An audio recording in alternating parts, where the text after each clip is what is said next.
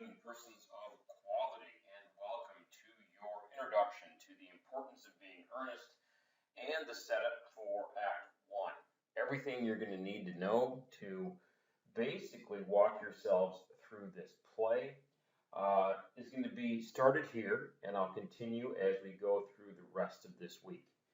So make sure you gather your notes and you pay attention to the context, and you're all ready to go for when it comes time to reflect on this. So good afternoon, persons of quality. This is the introductory presentation for this play, the importance of being earnest. Now, we did start it, and I did give you a quiz on Act 1 prior to us leaving for Easter break.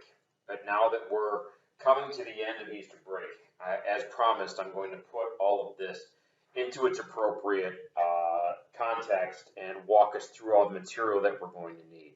So my goal here is that this week and probably through Wednesday of next week, we are going to cover this play, then we're going to set it aside. As of now, I haven't decided whether or not to give you a separate test on this.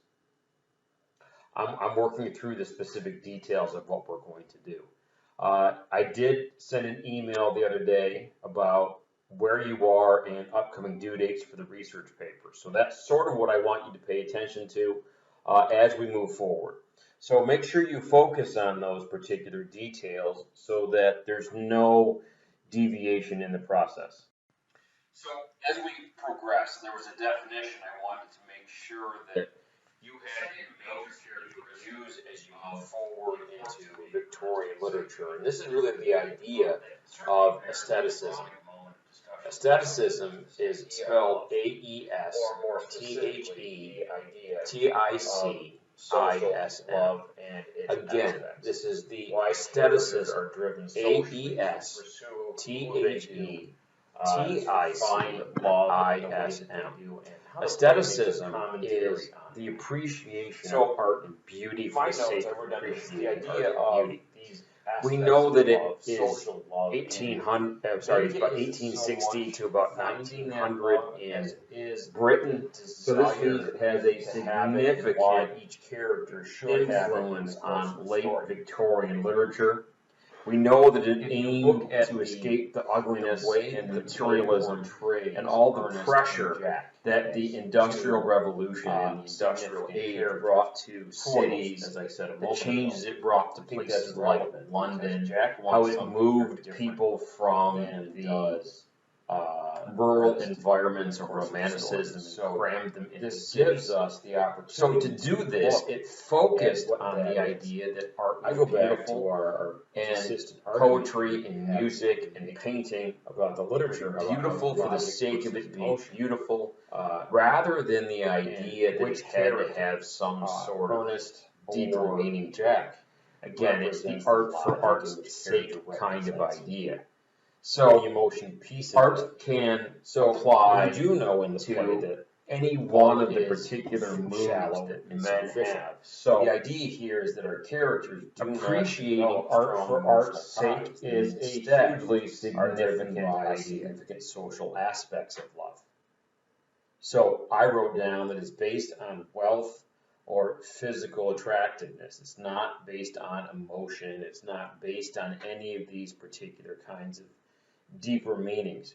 So Oscar Wilde has an excellent opportunity here to develop this concept of social love and what's wrong with it. Part of the humor in the play is created by the fact or created by the speed at which characters fall in love. Oh my God, you're the most amazing person. You looked at me and I've been smitten. We see this as a romantic quality in a lot of our film. In a lot of our novels, we're going to see love at first sight. We're going to see characters that interact based upon the social rules for loving and the effect that that is going to have. So there's a huge amount of comedy and there's a huge amount of satire in this presentation of how quickly characters fall in love, and to be completely honest, how quickly they fall out of love based upon social disapproval. How quickly they fall out of love based on this idea of social disapproval.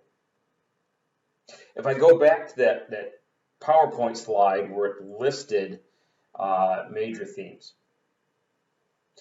language is, or the use of language by Oscar Wilde is my third significant theme. I found in my notes the idea that Oscar Wilde attempts, or his writing is so fantastic and so rhythmic and beautiful that it creates a verbal universe, a quote unquote verbal universe, in which language is used to translate life itself into an aesthetic phenomenon. A verbal universe in which language is used to translate itself into an aesthetic phenomenon. Used to translate itself into an aesthetic phenomenon.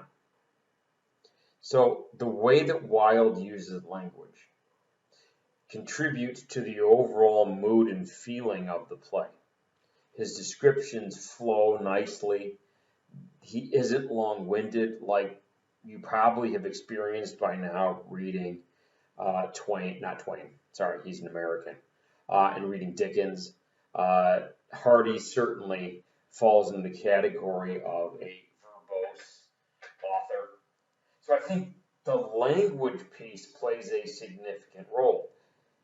It's also hugely important because it contributes to humor, because it contributes to things like juxtaposition, where you take two things and you put them together and there's something humorous about that.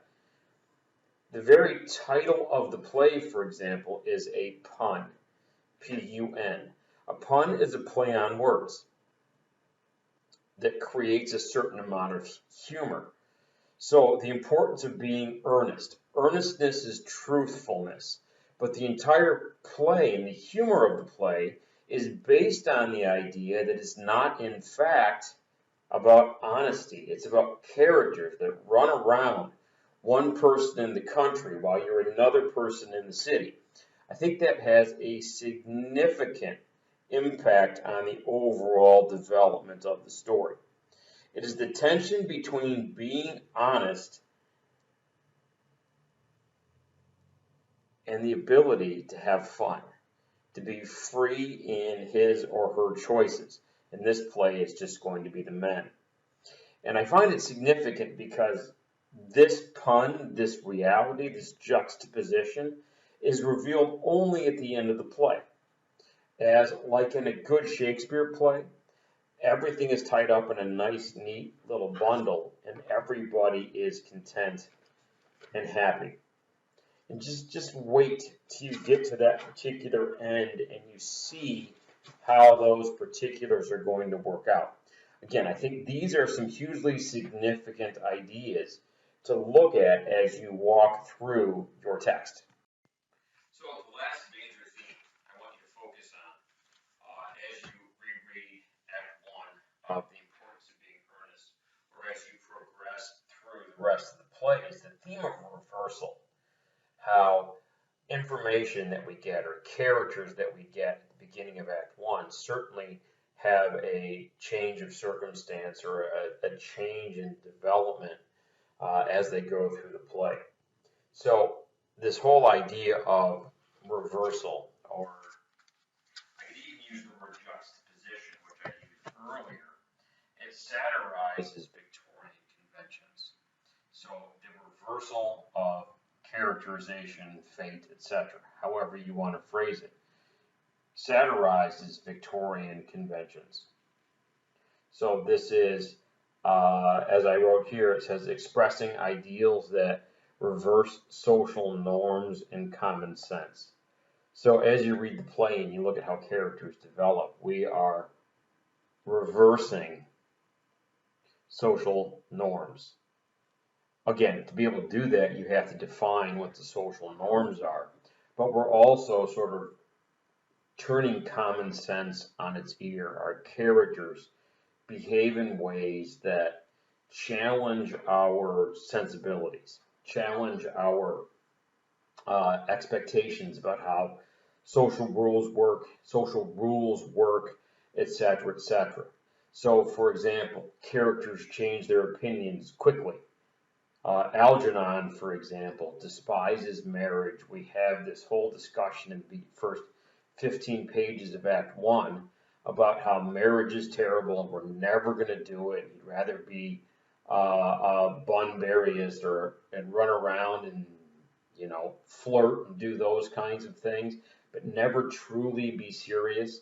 I know that I highlighted several lines in my play that deal with those very specific types of ideas where characters change their opinions. Later on in the play, he completely reverses 180 degrees, and his whole concept of marriage changes. Of course, this is designed to preserve society because marriage still is the largest stabilizer of Victorian society. Maybe even make sure that makes it in your notes about how marriage is a social stabilizer. So I think that becomes incredibly important. Now, I wrote 4 or 5 different sort of categories for which this concept of reversal works. For example, how Wilde uses names, the Algernon versus Bunbury, Jack versus Ernest. You could probably even do a comparison of Gwendolyn and Cecily throughout the course of the story. Might be interesting. Again, you've got your Algernon and Bunbury, you've got your Ernest and Jack, and you've got your Cecily and Gwendolyn. Make sure you hold on to that idea. So that confusion, I think, plays a significant role. Even as you look further in the play at people like Dr. Chasuble or Miss Prism, those names also become important and they are a good contrast to other characters. I think if we look at personal histories and the backgrounds that we get about each of our characters, it makes character development extraordinarily important in this play. But this idea of personal histories and what we learn in Act 1 in particular about our major characters. It allows us to examine core Victorian beliefs about social status, about wealth, about concepts of marriage, the view that the young have versus the view that the old have as well. So I think that's significant as an idea in the notes. It also creates logical parodies that come with Victorian love. How does Victorian love parody or humorize? I don't think that's quite a word, but how does it use humor to discuss the concept of love? I certainly think that would be hugely significant. So it creates logical parodies that come with Victorian love. So under this idea of reversal, I've got 5 significant ways that I can deal with it. I've got 1, and this is a recap. I have the idea of marriage and the changing of characters' minds. I've got names and confusion. I've got the idea of personal background. Characters say one thing but mean another, or they change their attitudes. I've got core Victorian beliefs that the play challenges. And lastly, I have the idea that the play creates a logical parody, a logical, humorous comparison that comes with Victorian love. Really, I break that down to how does the idea of Victorian love get mashed up against the other ideas that we're covering. So certainly of value to us as we move forward. So I think there's a good number of things that we can take out of this presentation. Now, I was surprised that no one sent me their research paper to do any work on over this shortened, this shortened Easter break. So we've lost that opportunity for right now. You can catch up with me during the school day, of course, but that's going to have some stretches with, that's going to be sort of constricted by the amount of time that we have during the day. Please make sure you look at the note I sent yesterday. So this would have gone out 5/14. I believe it went out last evening, where it talks about the significant pieces you've got coming up for your research paper.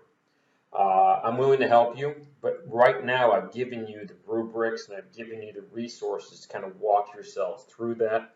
So make sure you work on that. The last piece is I've added that I want to see your annotated sources.